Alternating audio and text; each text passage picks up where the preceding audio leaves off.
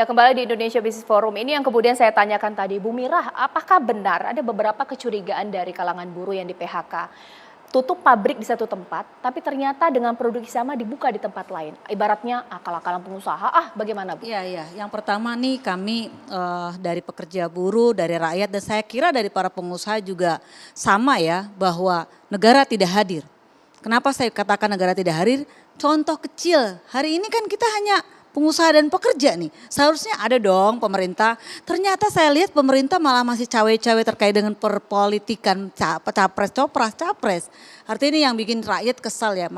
Seharusnya di antara waktu yang tersisa pemerintah harusnya memikirkan rakyatnya bukan untuk memikirkan capres gitu. Yang pertama itu. Yang kedua terkait dengan modus-modus, ini bukan rahasia umum lagi Mbak Caca dan juga pemirsa seluruh TV One.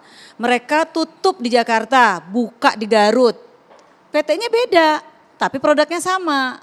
Saya nggak mau nyebutin nama PT-nya nih. Deket tuh di KBN Cakung, sama persis. Dia tutup PHK, ternyata buka di Garut dan pekerjanya menjadi outsourcing, kontrak lepas. Tapi produknya ekspor tetap, brand yang sama.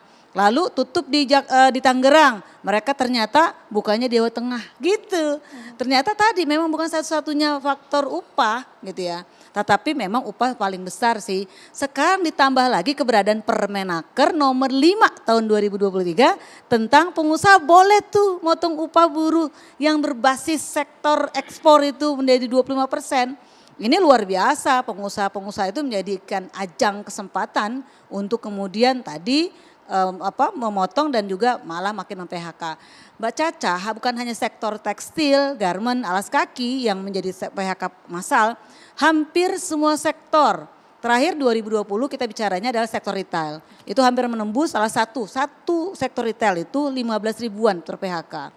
Lalu yang kedua saat ini menyasar ke sektor-sektor yang lain logistik sekarang ini.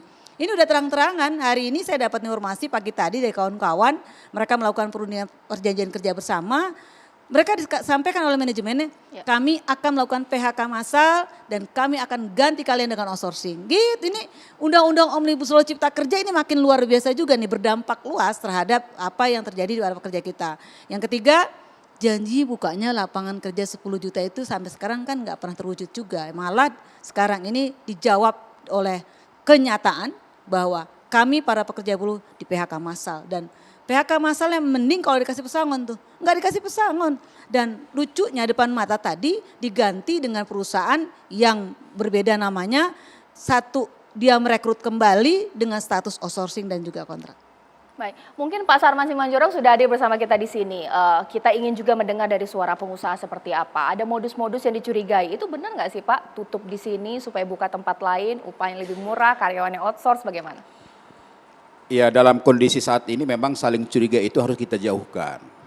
Ya kan, mungkin kalau kita tidak pada posisi kondisi ekonomi global, kondisi ekonomi kita yang dalam pemulihan ini tidak seperti ini, ya bolehlah kecurigaan itu ada kan gitu ya. Tapi memang begini. Fitnah ya itu ya. Ya. Tapi saya bicara nyata ini, nyata. Ya. Jadi saya melihat gini, nanti akan saya jawab juga. Ya. Pertama bahwa memang Ketua Umum Kadin Indonesia juga sudah pernah menyampaikan bahwa memang kondisi ekonomi dunia tidak baik-baik saja dalam hal ini. Ya, kita tahu bahwa pertumbuhan ekonomi dunia 2022 yang tadi 3,4 sekarang 2,9. Jadi trennya itu bukan semakin positif tapi semakin negatif. Itu pertama. Yang kedua, bahwa ini kan rentetannya semua adalah pertama bahwa sampai saat ini kan ekonomi dunia, ekonomi Indonesia itu kan masih dalam proses pemulihan. Akibat 2,5 tahun kita Covid. Ketika kita dalam proses pemulihan ini terjadi perang.